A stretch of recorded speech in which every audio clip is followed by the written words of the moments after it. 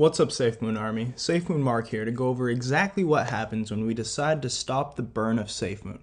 If this concept of stopping the burn is new to any of you, the developers of Safemoon have expressed multiple times that when the supply gets to a desirable point, we will be stopping Safemoon from burning its supply on every transaction. What governs the burn of Safemoon is the burn wallet, which is treated as a holder. And like all holders, the burn wallet gains reflections, passive income, based on the number of Safemoon it owns.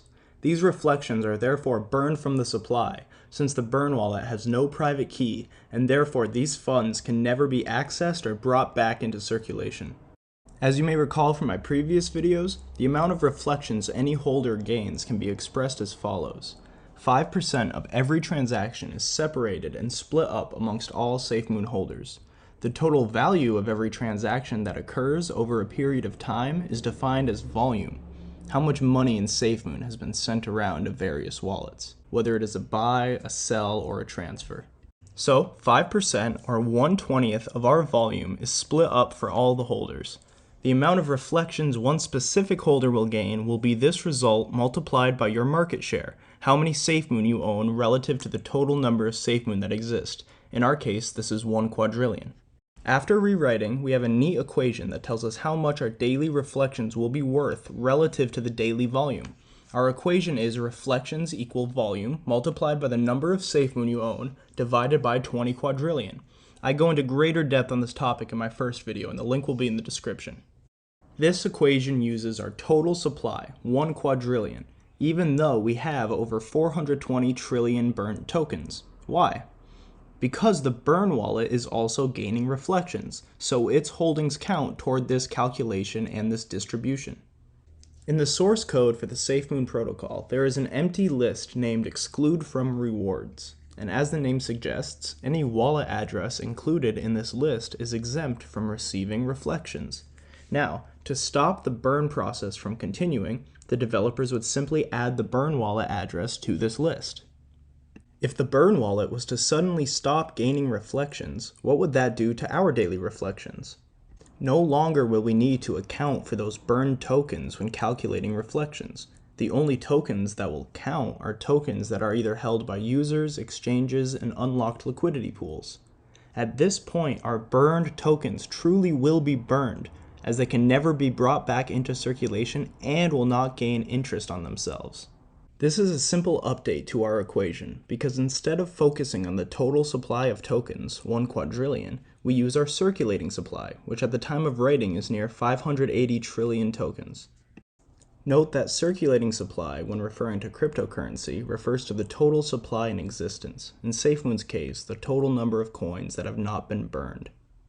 So our new equation becomes reflections in USD is equal to the volume times the number of Safemoon you own divided by 20 times the circulating supply. At this point, I hope you guys can see the inverse relationship between reflections and circulating supply. The lower the circulating supply is capped, the larger your reflections will be if you do not sell your tokens. Let us substitute in some values to see how our reflections will behave under various conditions. For starters, I will introduce my favorite equation.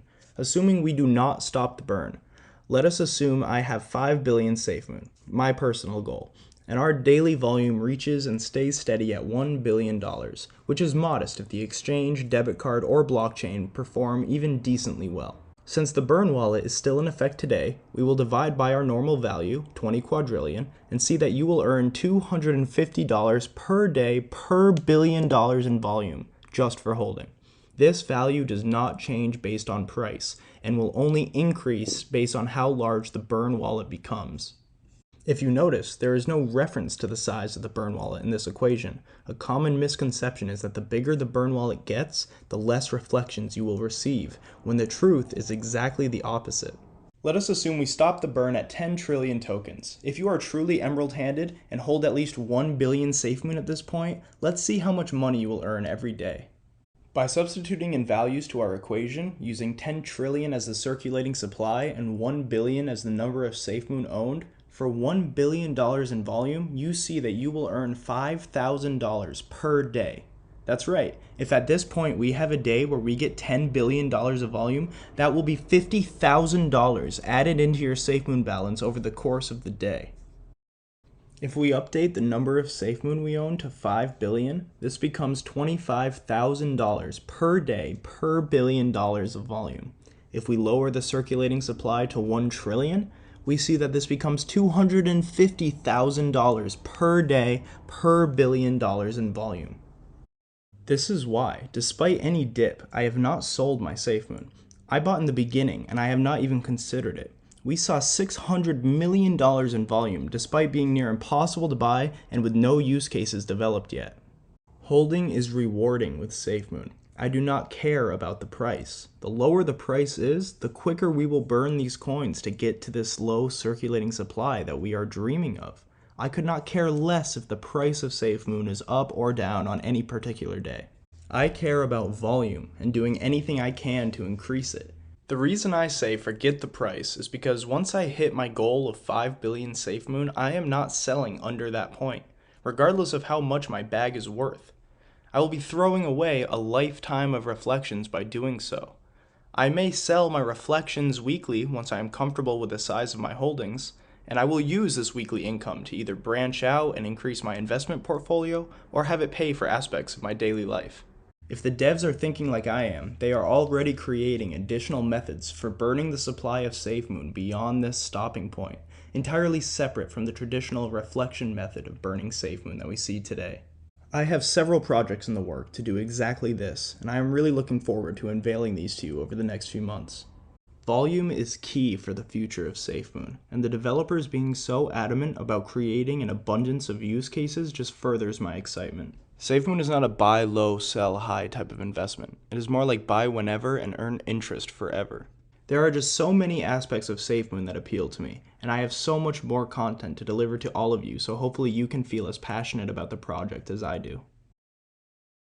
Thank you all for watching. Follow my Twitter at SafemoonMark for news, updates, and a chance to win Safemoon weekly. SafemoonMark out.